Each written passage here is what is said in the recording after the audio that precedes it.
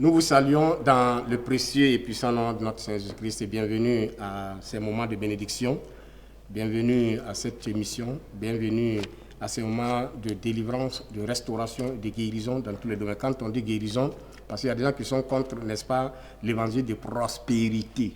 Ils ne comprennent pas ce que ça veut dire. Sinon, la prospérité ne veut pas dire seulement la possession de l'argent ou des biens matériels, mais je souhaite que tu sois prospère, ou bien je veux que tu sois prospère à tous égards, et que tu sois en bonne santé, comme prospère l'état de ton âme. Donc ton âme a besoin d'être prospérée. Est-ce que ton âme a besoin d'une voiture pour rouler, pour qu'on parle de la prospérité de l'âme?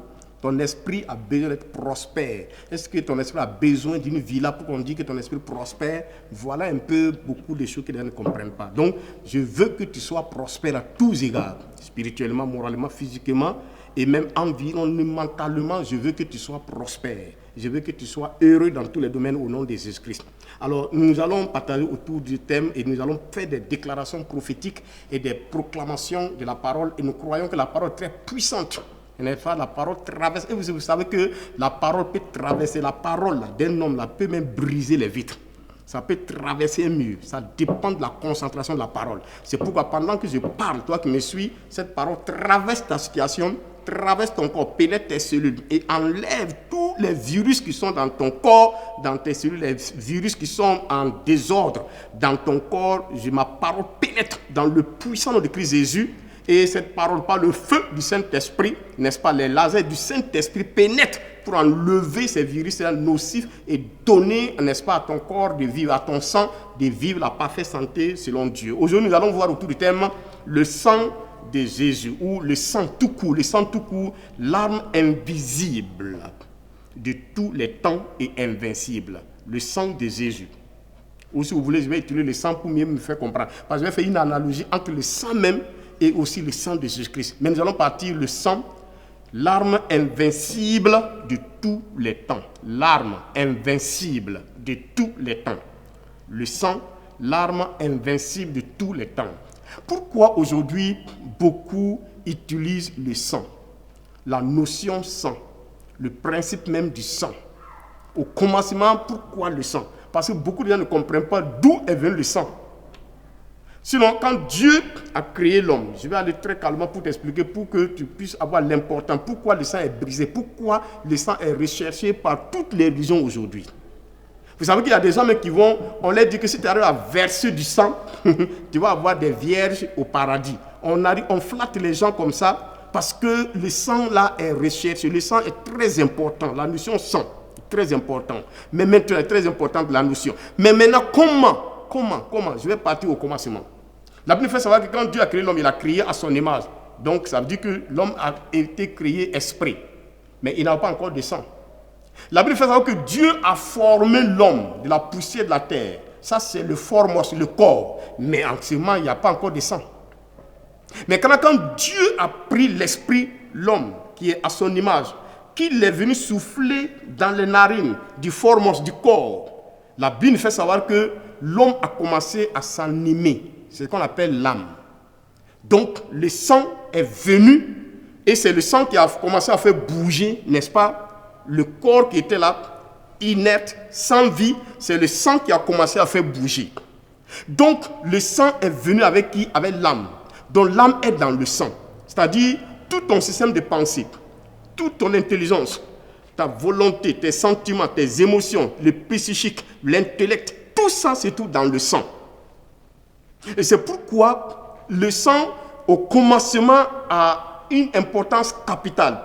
Lorsque l'homme a péché et il a perdu la nature d'homme, c'est-à-dire représentant de Dieu, il a pris la nature adamique, la nature pécheresse, la nature déchue. Alors, Dieu, pour solutionner, n'est-ce pas, cette problématique, qu'est-ce qu'il a fait? Il a pris un animal qu'il a tué, il a versé le sang pour résoudre le problème de l'homme qui a perdu sa nature originelle. Donc, d'où l'importance du sang. Que ce soit le sang des animaux, que ce soit n'importe quel sang, il y en a. C'est pourquoi toutes les religions, il y a certaines pratiques religieuses. On vous demande d'envoyer... quand il parle de ça, souvent, je me sens faire rire. On vous demande d'envoyer un poulet pour faire un sacrifice. Mais les démons, là, l'esprit, là, ne mange pas poulet. C'est le sang qu'on lui donne. C'est le sang qu'il veut. C'est pourquoi après, il a fini l'esprit prend son sang, et maintenant, toi, tu prends ton poulet, tu pars, tu manges. Sinon, le sacrifice que tu as poulet là, et si tu jettes ça, tu manges. Bœuf là, tu manges. Chèvre là, tu manges. Mouton là, tu manges. Tu ne jettes rien. Mais c'est le sang là. Pourquoi le sang? Parce que le sang a toujours joué, n'est-ce pas, un rôle catalyseur, un rôle de médiation. Un rôle de médiation entre l'esprit et le corps. Il fallait le sang au milieu pour réunir, pour amener les trois à vivre ensemble en harmonie. Est-ce que quelqu'un me suit? Quelqu'un me suit? J'ai envie de sauter. Ça veut dire si le sang n'était pas venu dans le corps, dans le formos, le corps ne pourrait pas bouger. Et si le sang n'était pas venu dans l'esprit ne pouvait pas agir dans l'homme. Donc le sang joue le rôle de, n'est-ce pas, qu'on appelle de réconciliation, d'intercession. Et c'est pourquoi le sang est très important. Nous avons dit depuis fort longtemps que le temps est invincible. C'est pourquoi quand vous lisez dans le livre d'Exode chapitre 12, à partir donc des versets 1 jusqu'au verset 12, la Bible fait savoir qu'Israël était en Égypte, sous, n'est-ce pas, l'esclavage. Et c'était très, très, très sérieux. Et quand Dieu a décidé de libérer son peuple, il a envoyé Moïse, bien sûr, avec beaucoup de signes et de miracles, de prodiges. Moïse a fait beaucoup, il a fait jusqu'à 9 miracles. Mais le cœur de Pharaon est resté comment? Insensible. Insensible. Mais quand le sang va intervenir, écoutez-moi bien, quand le sang va intervenir, alors le cœur de Pharaon a été quoi? Brisé. Je suis en train de dire à quelqu'un, quelle que soit la situation que tu es en train de vivre, je suis en train de faire intervenir le sang dans ta vie afin de briser cette situation et te libérer au nom de Jésus-Christ. 430 ans d'esclavage. Pas question de pouvoir libérer. Mais lorsque le sang a intervenu, et dans le verset 12, il a dit quelque chose qui est très révélateur. Il dit au verset 12 ici, d'Exode, il dit, cette nuit-là, lorsque le sang intervient, il n'y a pas encore de rendez-vous antérieur. Quand le sang intervient, il n'y a pas de prochainement. Quand le sang intervient, il n'y a pas de demain. Quand le sang intervient, il n'y a pas d'après. Quand le sang intervient, c'est sur place. Quand le sang est intervenu, le sang a libéré, a brisé le cœur de Pharaon. Et le cœur de Pharaon était quoi? Était disposé à faire quoi? Libérer. Il n'était même pas... écoutez, le cœur de Pharaon était obligé de se disposer à libérer le peuple de Dieu parce que le sang a intervenu. Donc c'est en train de dire à quelqu'un qui m'écoute présentement, comme le sang intervient dans ta vie, alors ton cœur est disposé. Et toute personne avec qui tu es en contact ou en contentieux, je déclare que son cœur est disposé, de gré ou de force, à, n'est-ce pas, te libérer au nom de Jésus-Christ. J'ai parlé cet ainsi dans ta vie au nom de Jésus-Christ. Et tout ce qui avait résisté, tout ce qui t'avait résisté jusque-là, tout ce qui était bloqué, hey, écoutez-moi très bien, je ne veux pas que toi, tu sois comme ceux qui n'ont pas d'espérance, comme ceux qui n'ont pas de Dieu vivant. Tu as un Dieu vivant qui est au courant de toi, qui connaît tes besoins et qui veut intervenir. Et personne ne peut l'empêcher d'intervenir. C'est ça qui est intéressant avec lui. Donc c'est pourquoi tout ce qui résiste, maintenant reçoivent l'application du sang. Et tu es libre au nom de Jésus-Christ.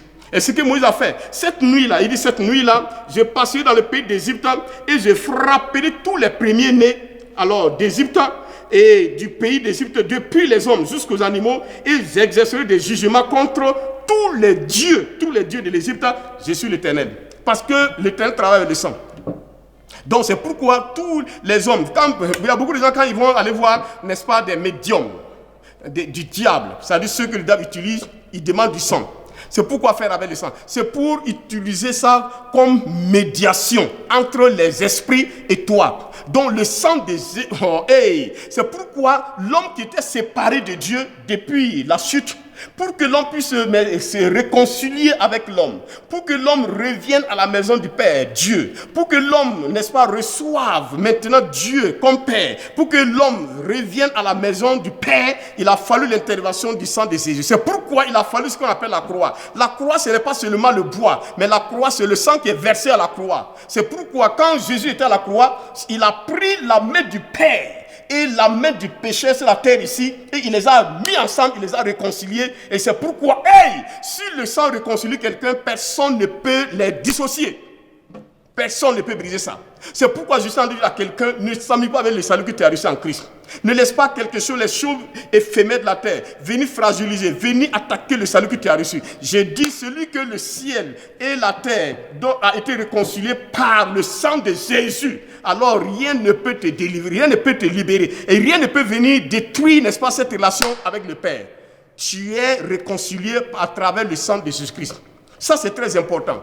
Alors, si effectivement quelqu'un peut donner une solution parce qu'il a un petit problème au service, il va voir quelqu'un qui dit il faut m'envoyer un bœuf, il faut m'envoyer un chat noir, il faut m'envoyer un chien, et que le gars il vient, il fait le sacrifice, il verse le sang, et que celui-là croit que son problème est résolu. N'en parle pas du sang de l'Esprit éternel, du sang de Jésus-Christ qui a été versé pour toi, et ce sang-là te libère complètement, totalement au nom de Jésus-Christ. Toute maladie dite incurable dans ta vie, toute situation dite difficile, impossible dans ta vie, je déclare que le sang de Jésus-Christ est appliqué sur toi maintenant et que tu es libre au nom de Jésus. Quand le sang a été appliqué, donc 430 ans d'esclavage a été à une seule nuit devenu quoi? Une libération totale et majestueuse. Parce qu'il y a une même majestueuse qui a intervenu pour libérer son peuple là. Et regardez bien dans le livre de 1 Pierre pour terminer. 1 Pierre au chapitre 1 et à partir donc de verset 1 et verset 2.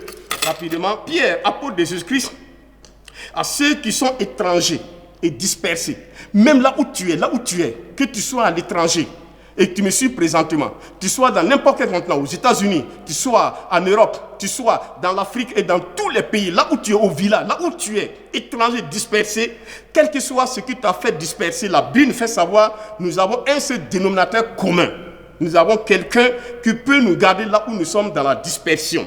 Il dit, il s'est dispersé dans le pont, la Cappadoce, et ainsi de suite, la Galatie, l'Asie et la Bithynie. Il dit, et qui sont élus selon la préséance de Dieu le Père, par la sanctification de l'Esprit, afin qu'ils deviennent obéissants et qu'ils participent à l'aspersion du sang de Jésus, que la grâce et la paix vous soient multipliées. Voici la résultante de quoi? De l'aspersion du sang. La paix multipliée, la gloire multipliée, la joie multipliée. Là où il y a aspersion du sang, il y aura chant d'allégresse. Lorsqu'Israël est sorti, parce que le sang a été appliqué sur les linteaux des portes, et l'ange de la mort est venu passer au-dessus des maisons d'Israël, et l'ange de la mort est rentré, tuer les premiers-nés d'Égypte.